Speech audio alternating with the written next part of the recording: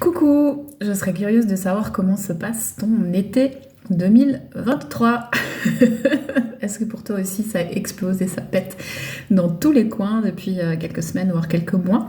2023 sera-t-elle l'année où on sort de la matrice? Un divorce, changement de lieu de vie, changement de job, mais aussi de juste de vision de comment les choses se passent, être plus dans le présent, etc. On est, si on a déjà beaucoup travaillé sur soi, en train de vraiment faire péter les programmations et les conditionnements individuels et sociétaux. Et c'est pas toujours tout doux. C'est comme si on arrivait à une énième couche qui vient nous montrer qu'on n'est vraiment pas aligné avec ce qu'on est censé être dans ce monde. Donc des grosses remises en question, peut-être tout d'un coup des maladies qui sortent. Le corps, quand il garde les blessures pendant très longtemps, va finir par les sortir de manière plus grave si on n'y a pas prêté attention ou si on n'a pas pu le voir. Donc c'est réaliser la blessure qui est derrière, l'amener à la conscience et puis lui amener bien sûr de la compassion et de l'amour.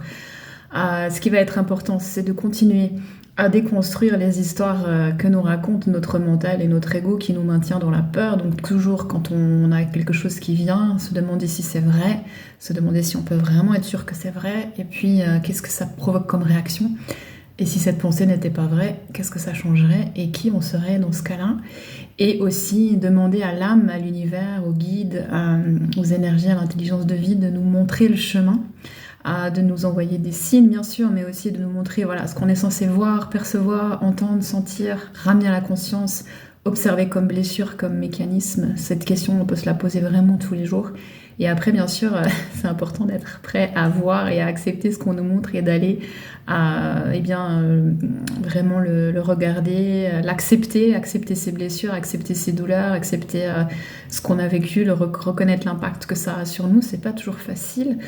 Et voilà, et amener encore plus de compassion et respirer surtout, respirer et s'ouvrir et s'abandonner à cette expérience humaine qui est très très riche et pleine de retournements. Donc dis-moi comment ça se passe pour toi ton été, je t'embrasse fort.